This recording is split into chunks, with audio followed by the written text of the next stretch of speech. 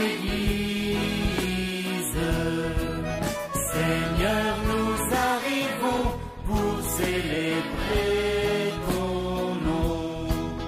Tu nous accueilles différents. C'est toi qui nous rassemble. Donc, Monseigneur Rancet va être ordonné évêque au Prog le 6 février. Dans cette cérémonie, qu'est-ce qu'il y a d'important?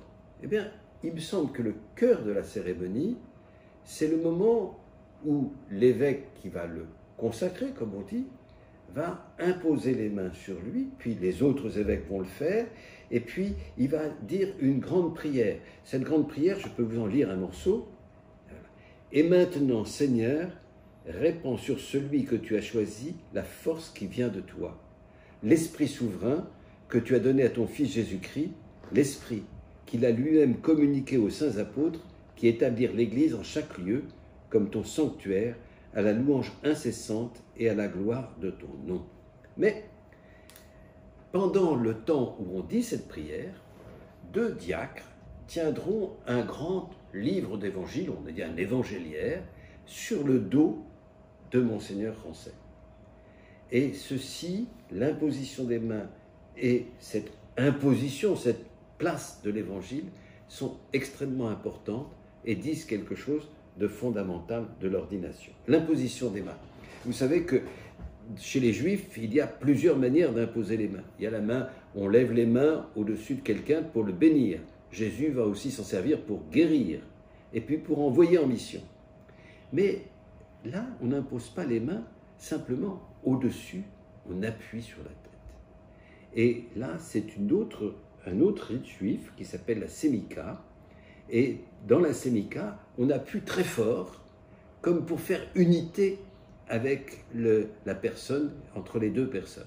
C'est le même geste que les Juifs font sur le mur de Jérusalem. C'est le même geste qu'ils faisaient autrefois sur le bouc émissaire, vous savez, quand on disait les péchés du peuple et puis on envoyait le bouc émissaire au peuple. C'est pour essayer de faire une solidarité totale. Et donc, l'évêque qui impose les mains donne son pouvoir, donne ce qu'il est, mais aussi, me semble-t-il, il charge le futur évêque d'être totalement solidaire avec le péché des autres. Jésus a été celui qui avait reçu l'onction de l'Esprit, qui est symbolisée par cet emploi. Et il devient totalement solidaire de son peuple. Et c'est parce qu'il est totalement solidaire du peuple.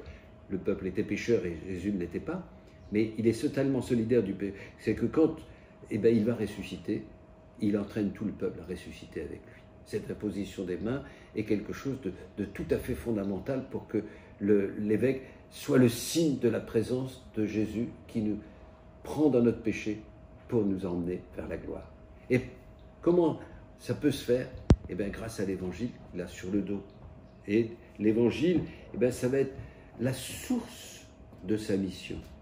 Il n'a pas autre chose à dire que l'évangile. Ça va être la ressource, c'est ce qui va le nourrir lui, pour le guérir intérieurement, pour qu'il puisse annoncer ça. Ça va être sa mission. Sa mission, c'est d'évangéliser. Et ça va être les moyens de sa mission. Donc, il me semble que là, quand nous serons à cette ordination, il faut que nous prions vraiment pour l'évêque afin qu'il soit le signe donné par l'Esprit Saint de cet entraînement de Jésus vers la résurrection.